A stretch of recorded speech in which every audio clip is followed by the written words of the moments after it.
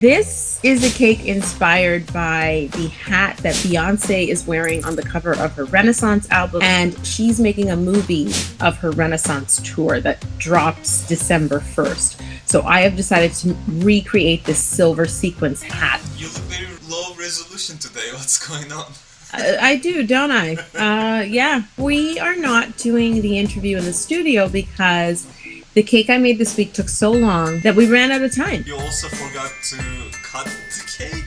I did. I think maybe subconsciously I just didn't want to cut it. I'll go to set tomorrow. I'll cut it. I'll film it with my phone, Orhan, send it to you, and then you can add the footage to the end of the video. To begin, I removed the cakes from their pans. I leveled them. I layered them, and then I soaked them with simple syrup. The third cake I didn't actually level, because you know how a hat is kind of rounded on top, so I thought I might need that and take advantage of it.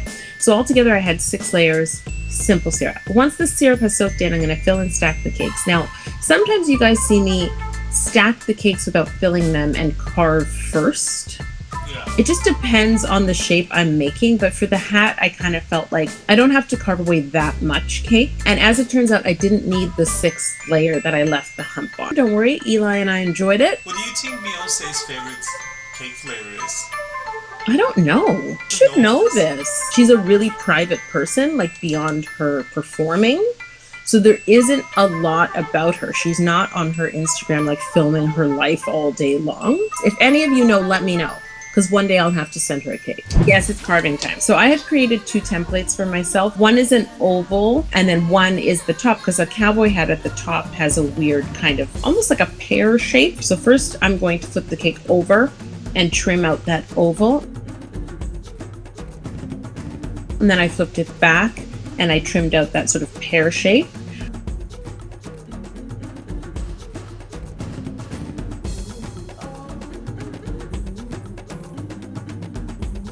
And then the trickiest part is at the top, there's kind of like a rim, like an indent. So I just carefully carved that out. You can carve with your small serrated knife into the cake and use a spoon to help you remove the cake if it's tricky, because what's really tricky about leaving a rim of cake is delicate.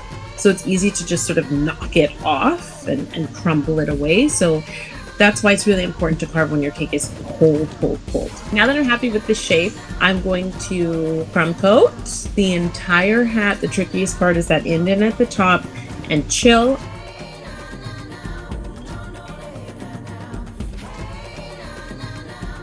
And then once the crumb coat is chilled, I'm going to go back and ice the cake. I'm going to use my little invention to help me keep it nice and smooth. It doesn't need a ton of buttercream because I've decided to cover this in fondant.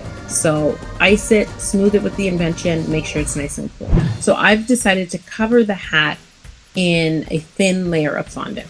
Technically, because I'm covering this cake in a bunch of silver dragees, I could have left it at just buttercream, but this presents a problem. One, often when you push dragees on, like the buttercream will want to ooze out in the space between. 2, buttercream is not the most secure thing to hold the dragees because the dragees are very smooth and shiny on the surface, and buttercream is fatty and smooth. So I was worried that even though they might stick to begin with, when the cake gets soft, they might move around a lot. What is your favorite Beyonce song that is not like a single? Like that's not one of the hits? Oh God, that's such a good question. So on Lemonade, there's a song called Don't Hurt Yourself, which she does with Jack White of the White Stripes. Oh! Yeah, and it has quite a rock feel for Beyonce. And even me, I'm not like a rock and roll girl. And it's funny, the first time I listened to Lemonade, it was my least favorite song. And the song has kind of like an angry undertone. And I was hooked. Like, I love that song. Now I just have sort of the body of the hat that would go over your head, right? So now I have to deal with the brim. So at Party City, I bought a cowboy hat. They had one that was like white mesh. And I basically tore apart the hat, kept the brim, and the brim had a wire in it, which was perfect. So it maintained that curve.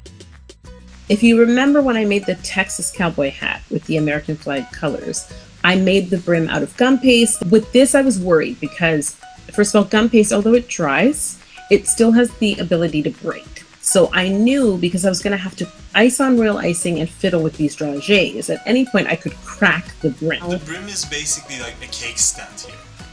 Yes. Right? The brim is like just like a cake stand. Because even if it was gum paste, okay, which is technically edible, no one eats gum paste. So I have the brim, the cake hat, and now I have to get to the fun part of adding all these dragees. I have all different dragees laid out. So to begin, I'm going to start with the body of the hat with the square dragees. Oh, first of all, I made royal icing, which is just meringue powder, which is basically dried egg white, water, and icing sugar. And you whisk all this together until it's the consistency you want it to be. And then I just took some out and diluted it a bit with water so it'd be nice and spreadable and it wouldn't be too gloppy. Okay? Why is it called royal icing? If it's just I have no idea. I honestly don't know. I'm going to look it up. Oh, why is it called royal icing? Someone has already Googled this. Perfect. Queen Victoria's marriage to Prince Albert in 1840 was the first reported wedding cake to be decorated using a white icing and its intricate decoration.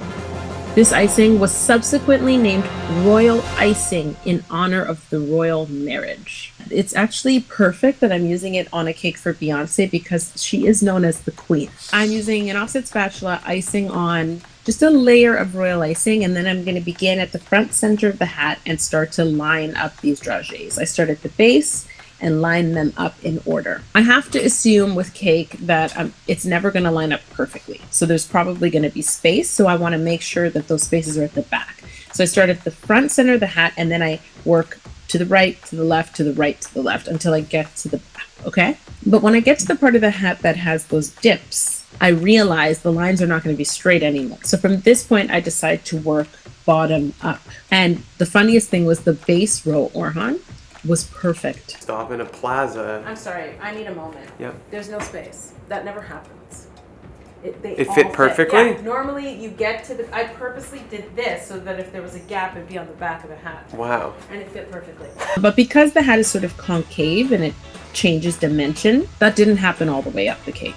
But from then on, I worked bottom up, lining up the dragees. You know, it's tricky because they're so shiny, they're slippery. Some of them I had to toss aside because once you place it and there's royal icing on it and you pull it off, it's foggy and cloudy. It doesn't look silver anymore. So I had to toss those aside. There were some rejects. There were some dragees that did not make it to the concert tour. For the brim, I'm going to use these rods. That's the dragee I have the most of. And I have to ice the brim as well. But what was funny is because the brim was mesh, if I put too much royal icing, it was coming out the bottom, almost like a sieve. The icing was like going through. So I had to be very delicate, put on a layer and make sure it wasn't like just bleeding out the bottom. Now I do realize they're going to change direction because the hat is round, right? So long as they're straight. So they started to change direction, but I just went with it. And as usual, I'm working starting at the front, right, left, all the way to the back. The top of the hat, I decided to use the orzo-shaped dragees just on that curve because they're kind of small and pointy but rounded. So there's a line of those. And then for the inside of the hat, I wanted to make sure that we could still see that dip. So if I use a dragee that's big, we're kind of going to lose that dip in the hat. So what I did instead was paint a layer of royal icing.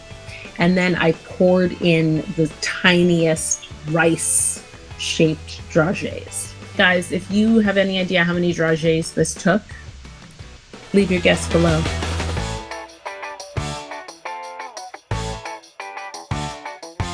Hopefully, if I've made it in time, here is the footage of me cutting it. If you didn't cut it in time, when you did it, I'm just gonna have like crickets. Do it. Yeah. So here it is, everyone. And I will see you next week. Okay, Orhan, this is the best I can do.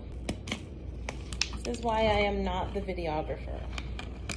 Oh, it's crunchy. Oh, the brim. This is why I didn't want to cut it. Ready? Oh, there's cake.